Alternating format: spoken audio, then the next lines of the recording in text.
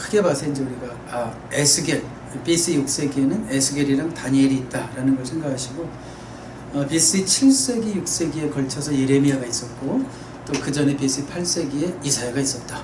이렇게 좀 굵직하게 보시면 좋을 것 같아요. 그러니까 BC 8세기에 이사야, 그리고 7세기, 6세기에 예레미야, 그리고 이제 6세기에 본격적으로 에스겔, 다니엘, 포르기에 활동한 이 대표적인 선지자 중에서 에스겔, 다니엘을 기억하는데, 오늘은 우리가 이제 에스겔을 중심으로 잠깐 보는데요.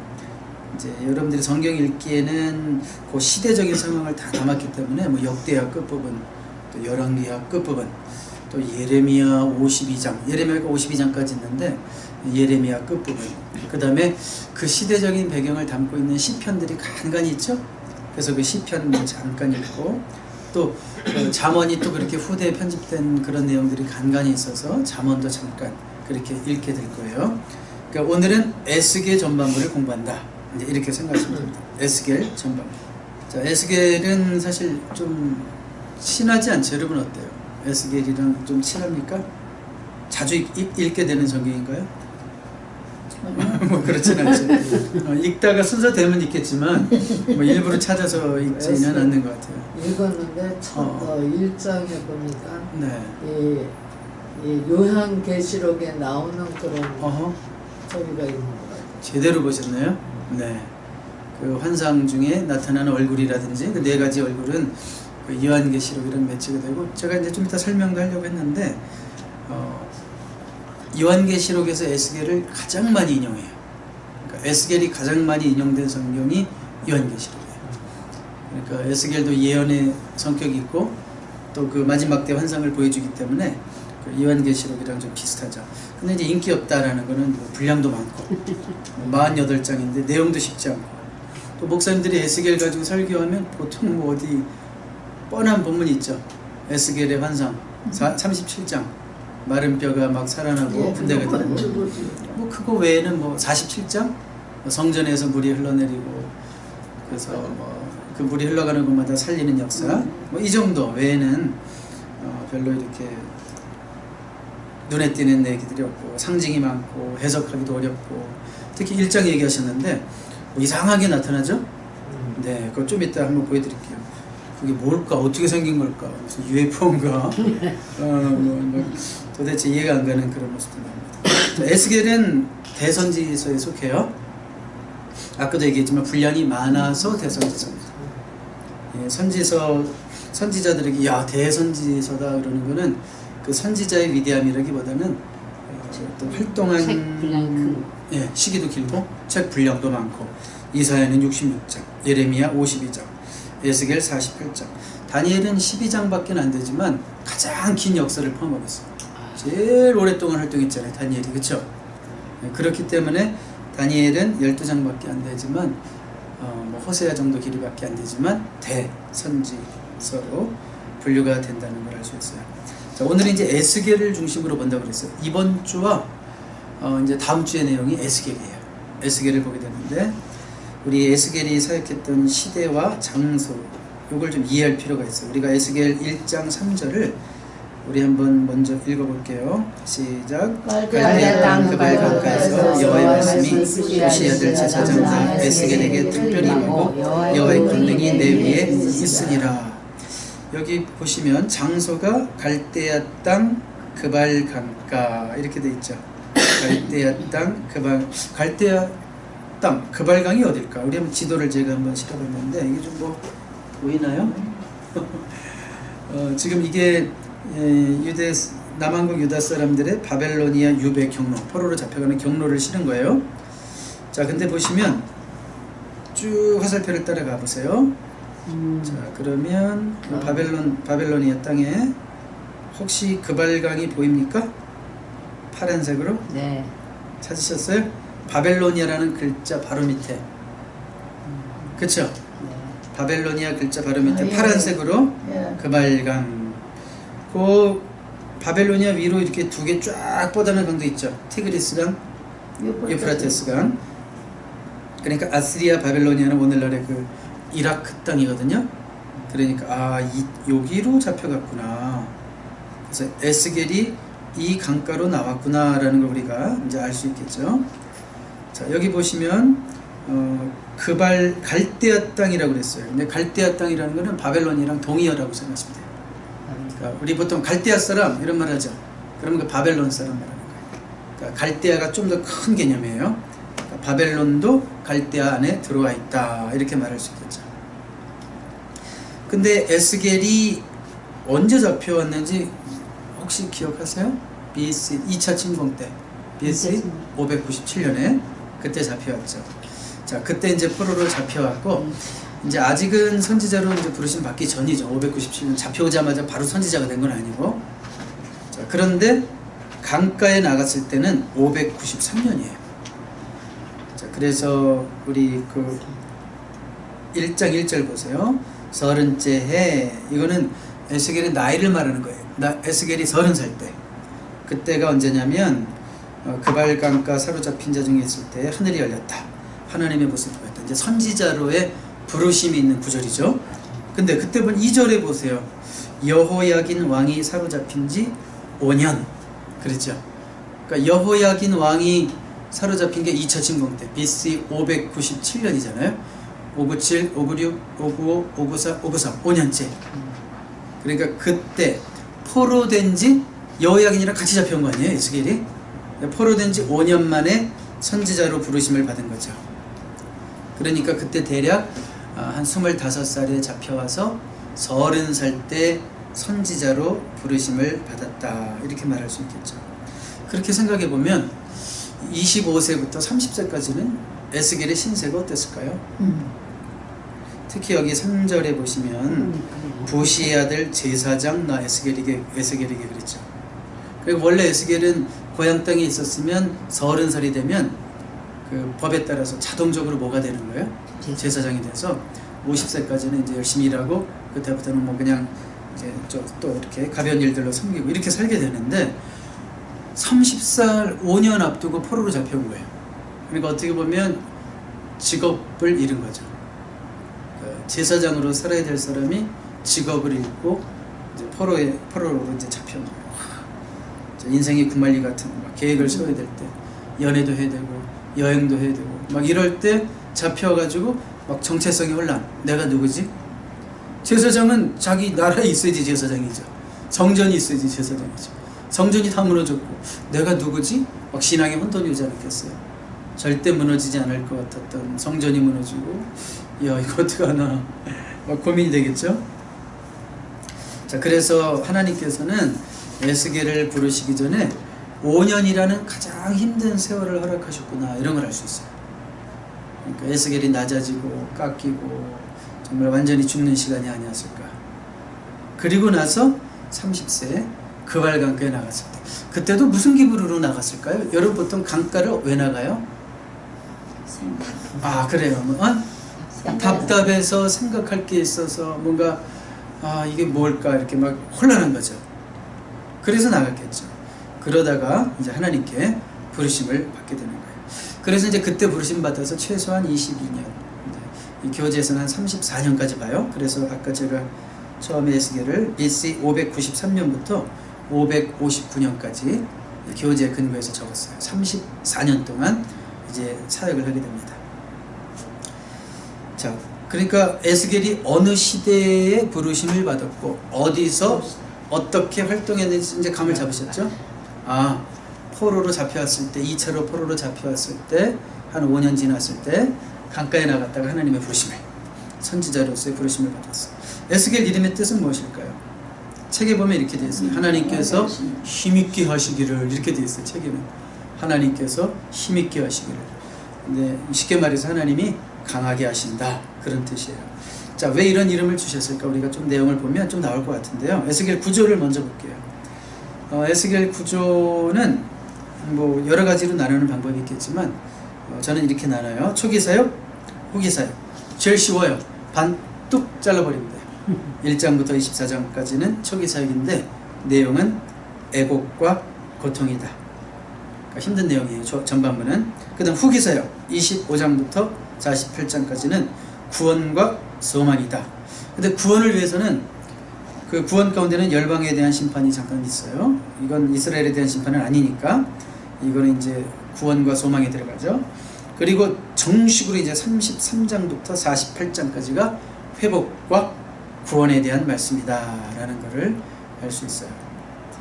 그러니까 항상 보면 예언서의 구조가 좀 그렇죠. 이사야도 66장인데 39장까지는 조금 심판에 대한 말씀이 많고 40장부터 66장까지는 회복에 대한 말씀이 많고, 마찬가지로 이 에스겔도 그렇고 우리 인생도 그런 것 같아요. 하나님이 우리를 축복하시기 전에 먼저 회개로 이끄시고 또 우리가 철저히 깨닫고 또 깨끗해지고 이렇게 변화된 후에 또 축복하시고 이런 패턴이 있는 것 같아요. 그래서 에스겔의 구조도 초기 사역, 후기 사역 이렇게 나뉜다라는 것을 우리가 기억하고 보면 될 것 같습니다. 다시 한번 물어볼게요. 에스겔이 포로로 돼서 잡혀온 게 몇 년이었어요? BC 590. 이제 그거는 이제 활동을 시작할 때고 597년에 잡혀왔어요. 그러면 그때는 예루살렘이 완전히 멸망 상태는 아니죠. 왜냐하면 BC 586년까지 보류되고 있죠. 그러면 그동안에는 그 남왕국 유다의 마지막 왕이 누구라고 그랬어요? 시드기야가 통치하고 있었고, 그 다음에 그 시대에 예레미야 같은 훌륭한 선지자만 있었던 게 아니라 또 거짓 선지자도 있었죠. 하나냐라고 하는 그 하나냐 같은 사람은 아직도 괜찮다. 하나님이 바벨론의 멍에를 꺾어버릴 것이다. 뭐 2년 안에 돌아올 것이다. 막 이렇게 말하는 거짓 예언자도 있었어요. 그렇지만 예레미야는 꿋꿋하게 그 당시 그쯤에 핍박을 당하면서도 아니다. 빨리 항복해라. 그래야지 그나마 산다. 70년 동안 벌을 받아라. 이랬단 말이에요. 에스겔 1장부터 24장까지가 그 내용이에요. 예레미야가 어간했던 말씀. BC 597. 예레미야는 630년부터 580년까지 활동하잖아요. 그러니까 예레미야의 그 마지막 후기 사역이 에스겔의 초기 사역이랑 겹친다. 이렇게 보시면 돼요. 그러니까 계보가 이사야, 예레미야, 에스겔로 오죠? 8세기, 7세기, 6세기, 5세기. 이사야, 예레미야, 그 다음에 에스겔, 다니엘. 이런 식으로 된다는 걸 여러분 꼭 기억하십시오. 그래서 1장부터 24장까지는 애곡과 고통의 얘기들을 하고 있어요. 자, 우리 이제 한번 그 애곡이라고 그랬으니까 이 초기 사역의 서론이라고 할 수 있어요. 에스겔 2장 8절, 9절, 10절입니다. 우리 같이 읽어봅니다. 시작. 너 인자야, 내가 내게 이르는 말을 듣고 그 패역한 족속같이 패역하지 말고 내 입을 벌리고 내가 내게 주는 것을 먹으라 하시기로. 내가 보니 보라, 한 손이 나를 향하여 펴지고 보라, 그 안에 두루마리 책이 있더라. 그것을 내 앞에 펴시니 그 안팎에 글이 있는데 애가와 애곡과 재앙의 말이 기록되었더라. 하나님이 제일 먼저 받은 말씀은 에스겔이 제일 먼저 받은 말씀은 위로의 말씀이 아니라 애가와 애곡과 재앙의 말이었어요. 이 말씀을 이제 계속 전하는 내용이 1장부터 24장이다라는 것을 기억하시고 잠깐 볼게요. 1장 가면 아까 우리 집사님, 권사님 바로 얘기하셨는데 무슨 뭐 환상 같은 게 나오고 비행물체가 나오고 막 이상한 게 나오는데 그 읽어보면 이게 무슨 그림이야 막 헷갈리죠. 뭐 얼굴이 있다 그러고 바퀴가 있다 그러고 날아다닌다 그러고 날개가 있다 그러고. 어떤 분이 그래서 그거를 자세히 보고 이렇게 그려봤어요. 뭐 좀 이런 식으로 생긴 걸 그려봤어요. 그래서 저 위에는 하나님의 보좌가 있는 것 같고 그 밑에 이 천사의 날개를 한 네 얼굴이 있는데 그 네 얼굴이 하나는 사람이고 두 번째는 사자고 세 번째는 소고 네 번째는 독수리인데 독수리는 잘 안 보이네요. 그렇죠? 그 뒤로 숨었나 봐요. 그리고 밑에 바퀴가 있다고 그랬고 그 바퀴에는 눈이 달렸다고 그랬어요. 여긴 눈이 잘 안 그려져 있는데 그리고 이게 날아다니죠. 막 날아다닙니다. 이게 뭘 의미할까? 교재에서 이렇게 얘기하죠. 이동하는 법궤다. 그러니까 법궤라는 건 하나님의 임재를 상징하는 거잖아요. 그러니까 이게 바로 하나님의 임재를 상징하는 어떤 그 비행물체죠. 그러니까 이게 지금 어디까지 날아온 거예요? 에스겔이 있었던 그 발강가까지. 그러면 그 무슨 의미가 있어요? 하나님은 저기 유대 땅에만 계신 하나님이 아니라 비록 성전이 무너지고 백성들은 포로로 잡혀왔지만 하나님은 어디에도 계신 거예요? 포로지에도 계시다는 거죠. 비록 백성들이 지금 심판받고 징계받아서 포로 땅으로 왔지만 하나님은 거기까지도 오셔서 백성들과 함께 하신다. 징계 중에라도 함께 하신다라는 그런 위로의 메시지가 담겨 있는 게 이 비행물체 환상이라는 것을 여러분들이 기억하시면 되겠습니다. 아주 비주얼하죠. 그러니까 에스겔은 시작할 때부터 무슨 영화를 보는 것 같아요. 보통 영화 보면 시작할 때가 막 굉장하잖아요. 막 뭐가 막 와, 모든 영화 좀 그런 것 같아요. 액션 영화 같은 거. 이것도 무슨 영화를 보는 것처럼 비주얼하게 시작하는데, 아, 여기 어떤 위로가 담겨 있구나. 이 비행물체만 설명하는데도 뭐 한두 시간 걸릴 수도 있는데, 우린 간단하게 이동하는 법궤고, 법궤는 하나님의 임재를 상징하기에 하나님이 바벨론 땅에도 비록 포로지이지만 징계 중에도 함께 하신다. 이런 식으로 핵심적인 메시지만 꼭 집으시기 바랍니다. 자, 여러분들이 이제 에스겔을 보시면 계속 특이해요. 하나님께서 다른 선지자에서는 그렇게 많이 볼 수 없는 용어가 나와요. 인자. 너 인자야, 인자야, 인자야, 사람의 아들아. 쉬운 성경에는 그랬어요. 야, 이 사람아. 여기 약간 느낌이 어때요? 넌 사람이다. 넌 사람의 아들이다. A son of man. 사실 예수님도 인자가 들림받으리라 뭐 이런 말씀도 하셨는데, 예수님이 인자일 때는 the son of man이에요. the son of man. 그거는 이제 메시아 사역을 의미하는 거고, 여기서 a son of man, 인자다. 이건 뭘까? 불완전한 인간이다 이거예요. 너는 약한 사람의 아들에 불과하다. 그렇지만 내가 함께한다. 부르신 분과 대비되는 어떤 그 에스겔의 인성, 불완전성, 그걸 강조하는 거죠. 그래서 계속 인자라고 불렀어요. 그러니까 에스겔은 그 이름을 들을 때마다 정신이 번쩍번쩍 날 것 같아요. 아, 나는 인자지. 난 아무것도 아니지. 나는 하나님이 시키시는 대로만 하는 거지. 나 하나님이 하라고 하시는 말씀만 전할 뿐이지.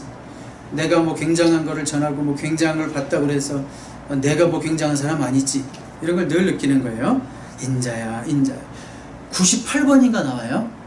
에스겔을 읽다 보면. 그래서 굉장히 많이 나온다는 거 여러분들이 막 읽으면서 느낄 거예요. 그래서 우리가 왜 자꾸 인자라고 그럴까? 그거를 자주 나오니까 제가 이렇게 한번 언급했어요.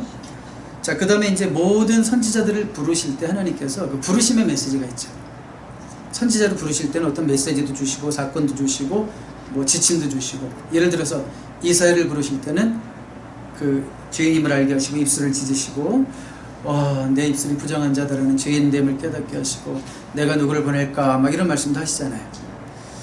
자, 에스겔을 보내시면서는 이런 말씀을 하세요. 내가 너를 보내는데 잘 안 들을 거다. 듣든지 안 듣든지 그래도 전해라. 그 말씀만 계속 반복해서 하시는데, 에스겔 2장 4절 한번, 2장 4절, 2장 7절, 3장 11절 우리 같이 이어서 쭉 읽겠습니다. 시작. 이 자손을 우리 흥분하고 마음이 흔들리라. 내가 너를 그들에게 보내느니 너는 그들에게 이르기를 주 여호와의 말씀이 이러하시다. 그들은 심히 빼앗긴 자라. 그들이 듣든지 아니 듣든지 너는 내 말로 가르쳐라. 사로잡힌 내 민족에게로 가서 그들이 듣든지 아니 듣든지 그들의 구하기를 주 여호와의 말씀이 이러하시다 하라. 아, 왜 안 들을까요, 이 사람들이? 여러분, 주로 포로로 잡혀온 사람들이 어떤 사람들이었어요? 귀족들, 왕족들이 많았어요? 아니면 그냥 천민들, 무식한 사람들이었어요? 귀족들. 그렇죠. 그렇죠. 귀족들. 다니엘도 사실은 그런 똑똑한 사람이었고, 오히려 이제 나중에 보면 그 땅에 남아있었던 사람들은 진짜 가난하고 무식한 사람들만 나중에 이제 거기에도 지도자를 세워서 이렇게 좀 이렇게 운영이 되지만, 결국은 좀 필요한 사람들을 다 잡아갔잖아요. 근데 이 똑똑한 사람들이 좀 머리 좀 굴린다는 사람들이 예레미야 말 들었어요? 안 들었어요? 그 전에 예레미야가 항복해라, 70년 벌 받아야 된다, 죗값을 치러라 이래도 말 안 들었잖아요. 그러니까 아주 뺀질뺀질한 사람들이에요. 예레미야 말 안 듣고 잡혀가서도 정신 못 차리죠. 뭐 금방 돌아오겠지 뭐 이런 생각만 하고 있는 자들. 안 들을 거다. 그렇지만 그래도 전하라. 그냥 가면 안 돼요. 에스겔이 이런 자들이기 때문에.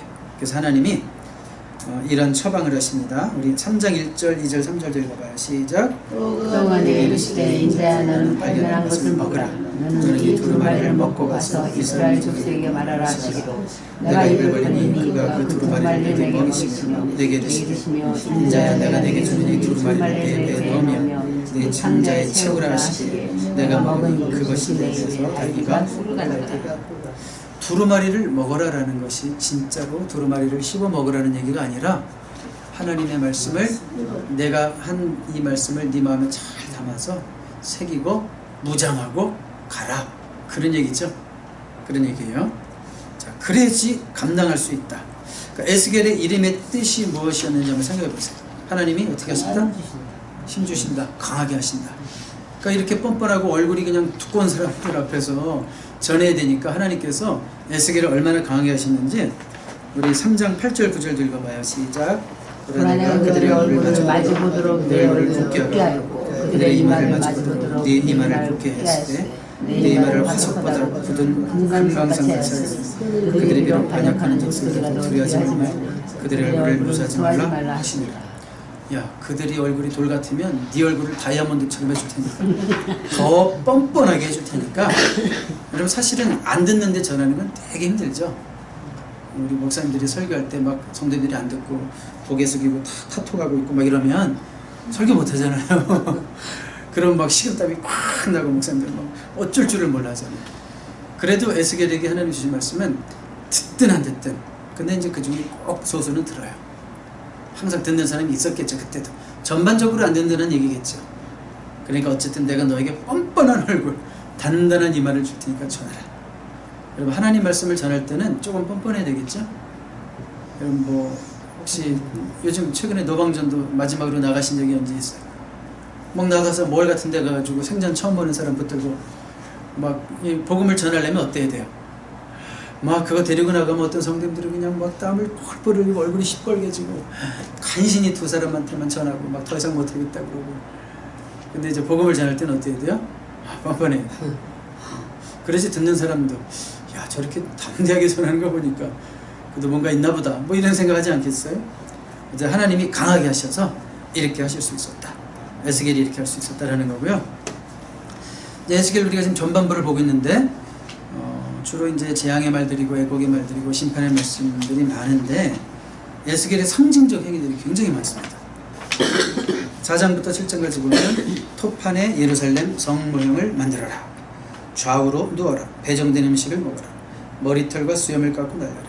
이게 일종의 다 퍼포먼스를 하려는 거예요. 너 말씀만 전하지 말고 이런 행동을 해라.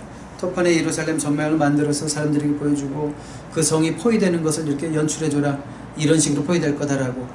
그리고 좌우로 누워라. 너 왼쪽으로 한 40일 누워라. 그럼 사람들이 뭐 하는 건가? 왜 저 사람 맨날 왼쪽으로 누워있지? 거의 하루가 1년이다. 40일, 1년이 하루가 1년이니까 40일이면 40년이다. 또 이렇게 해서 몇 년 누워라. 이게 다 뭐예요? 하도 안 들으니까 듣게 하시려고 이렇게 퍼포먼스를 시키시는 거죠.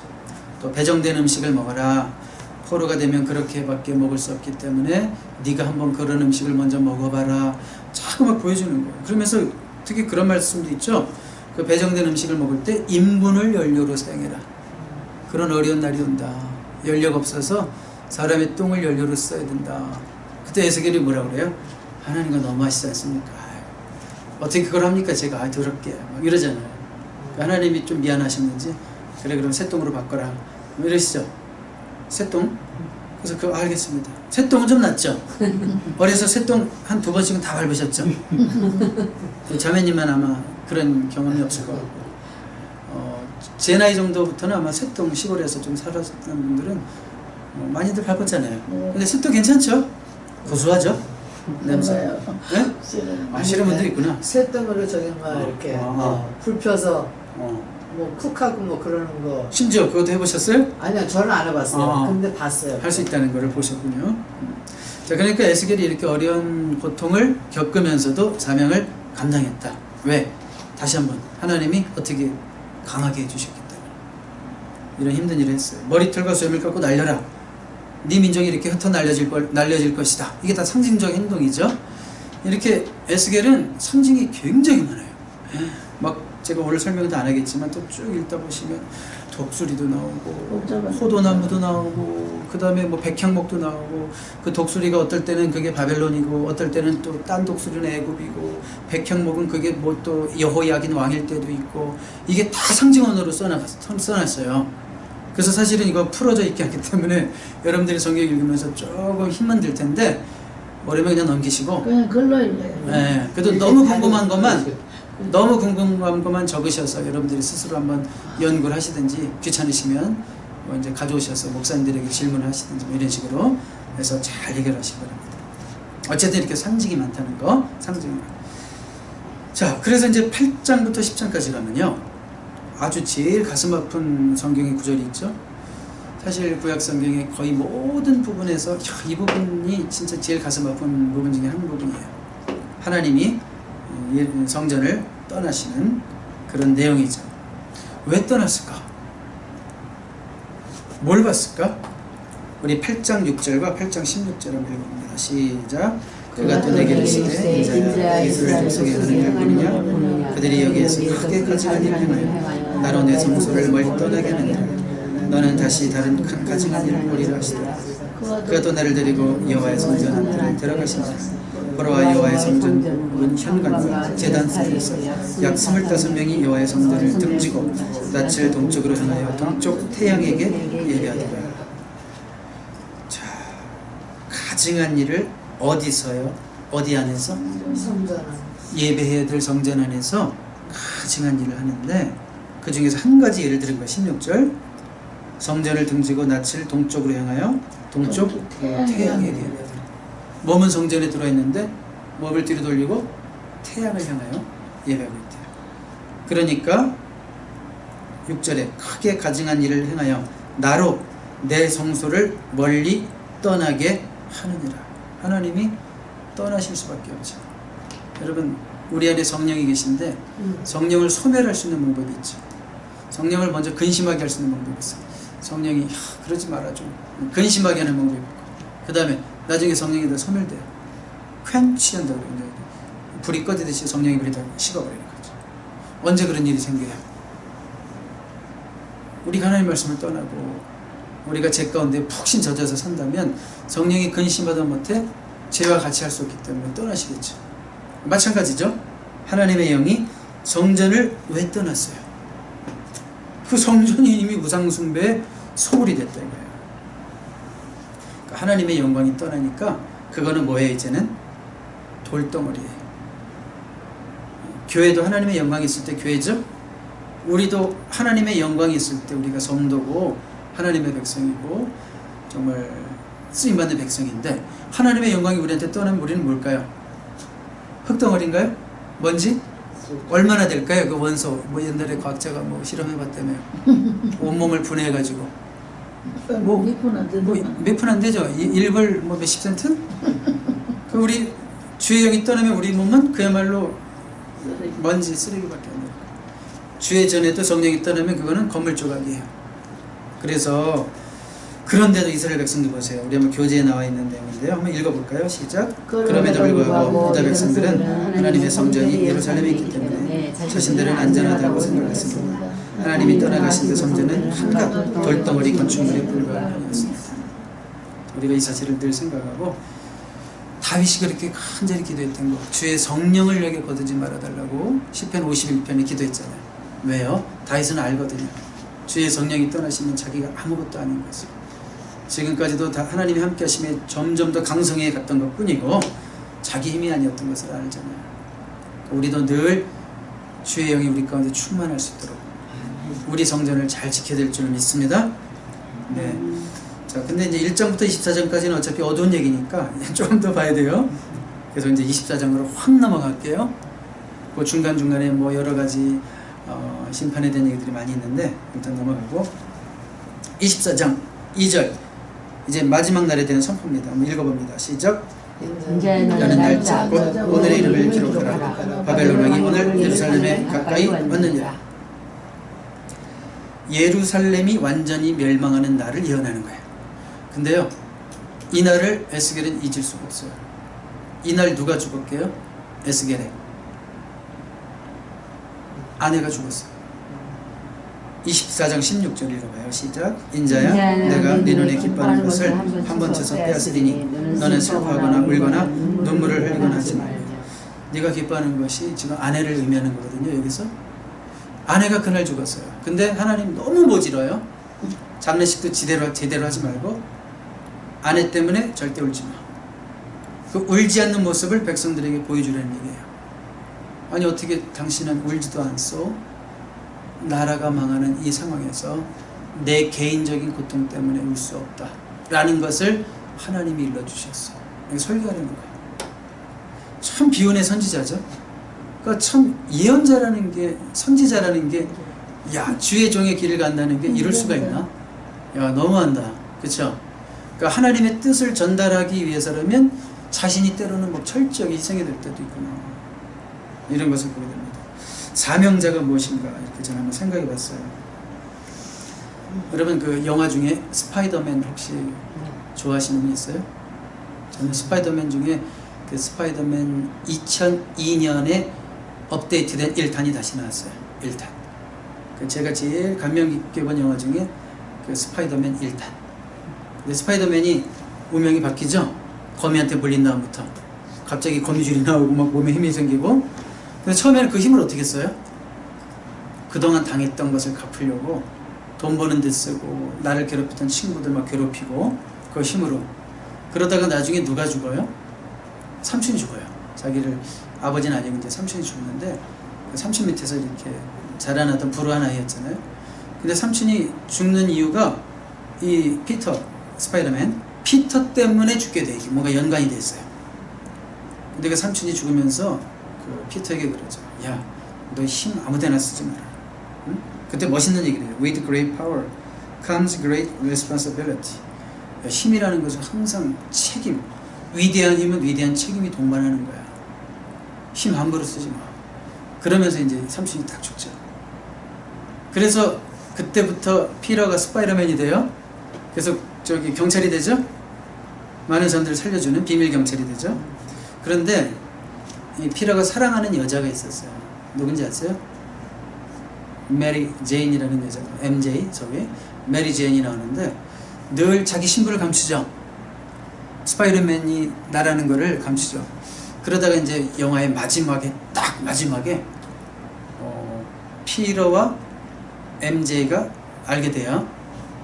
그래서 가벼운 포옹을 하는데 그토록 기다리던 순간이었어요. 피터한테는. 왜냐면 MJ를 짝사랑했거든요. 계속. 근데 이제는 뭔가 MJ의 마음도 열렸어요. 이제는 내가 사랑한다고 그러면 받아줄 것 같아. 이런 상태가 됐어요. 그런데 피터는 MJ를 탁 뿌리치고 뒤로 돌아서서 탁 비장하게 걸어가는, 그리고 MJ는 떠나가는 피터를 보면서 눈물을 흘리고, 이게 영화의 마지막 장면이거든요. 그때 나오는 대사가 뭐냐면, 그때 피터가 독백을 하면서 영화가 끝나요. 뭐라고 나오냐면, 앞으로 내 삶이 어떻게 펼쳐질지라도 나는 절대로 이 말을 잊지 않으리. 영어로 이렇게 나와요. Whatever life holds in store for me, I will never forget these words. 어떤 말이냐? With great power comes great responsibility. 삼촌이 해주셨던 말. 위대한 힘은 위대한 책임을 동반한다는 것을. 이것이 신이 나에게 주신 선물이기에 This is my gift or my curse. 거부할 수 없는 나의 저주스러운 운명일지라도 Who am I? 나는 누구인가? I'm Spider-Man. 이러면서 영화가 딱 끝나는데, 저는 이 영화를 보면서 항상 여러 번 봤어요. 그래서 보면서 늘 생각하는 게, 사명자의 길이 이런 거구나. 사랑을 선택할 수 없고 사랑까지도 포기하고 사명을 위해서 되돌아서는 피터의 모습. 그 뚝뚝 눈물을 흘리고 드디어 내가 가장 사랑하는 여인이 뚝뚝 눈물을 흘리면서 자기를 기다리는데 그리로 갈 수 없고 돌이켜서 내가 누군가, 나는 스파이더맨 이러면서 걸어갈 수밖에 없는 스파이더맨. 자, 그게 사명자의 길이구나. 그러니까 에스겔을 보면서 다시 한번 그런 스파이더맨이 생각이 났어요. 에스겔은 뭐예요? 사명자의 길을 가는 거죠. 온전한 장례식 할 수 없고, 아내를 위해서 울 수 없고, 내 개인적으로 내가 누릴 수 있는 걸 다 누리지 못할지라도 하나님이 주신 너무나 큰 사명이 있기 때문에, 하나님이, 여러분 에스겔을 보면 성령의 책이, 주의 권능이 내게 임하셨으니, 주의 권능이 내게 임하셨으니, 주의 영이 나를 이끌어, 주의 영이 나를 이끌어. 그러니까 하나님의 영에 이끌려 내가 받은 게 큰 거죠. 성령이 충만한 거죠. 우리 식으로 말하면. 그 받은 힘을 가지고 아무데나 쓰는 게 아니라 하나님의 목적을 성취하는 일에, 나는 그 사명을 이루는 일을 위해서 오늘도 내 길을 걸어가리라. I am prophet, a prophet 이러면서 가는 거예요. 이게 사명자의 길이구나. 그러니까 여러분들이 예수를 믿는다는 것이 disciple이죠. 예수님을 따라가는 자들. 분명히 이런 결단의 순간이 다 있어요. 누구에게나. 모든 것을 다 우리가 누릴 수는 없어요. 이 세상 하나님 물론 좋으신 하나님이라 이 땅에서 많은 건 누리게 하시지만 때로는 그것을 포기하고 사명을 받은 자는 뒤돌아보면 안 된다고 그랬죠? 그 사도 바울을 얘기하면서 자, 바로 우리에게도 그런 결심이 있어야 할 줄로 믿습니다. 자, 결론. 왜 애곡과 재앙의 말들이 필요했을까요? 자, 1장부터 24장까지는 뭐라고 그랬어요? 에스겔 애곡과 재앙의 말들이죠. 그럼 25장부터는 뭐예요? 회복이라고 그랬어요. 그러면 보세요. 회복의 말씀을 위해서 무엇이 전제되는가? 회개가 전제되는 거라. 회개 없는 회복 없고 회개 없는 축복 없다. 얼마나 성경적입니까? 그렇죠? 교회가 죄를 지적하고 선포하지 않는다면 축복과 회복을 선포할 자격도 없는 거예요. 성경은 그래서 항상 먼저 죄를 얘기하고 죄에 대한 그 선포에 대한 반응으로 우리의 회개가 있어야 되고, 회개라는 것은 돌이키는 것이고 잘못된 생각에서 돌이키는 것이고 잘못된 행실에서 돌이키는 것이고 잘못된 사고방식, 생활방식, 지금까지 내가 가고 있던 길이 잘못된 길이라면 돌이키는, 바꾸는 게 회개죠. 그 회개가 있고 난 다음에 축복이 있다, 이걸 가리키는 것이 뭐예요? 에스겔이라고. 누구 죄? 누구 죄를 회개하려는 거예요? 민족의 죄?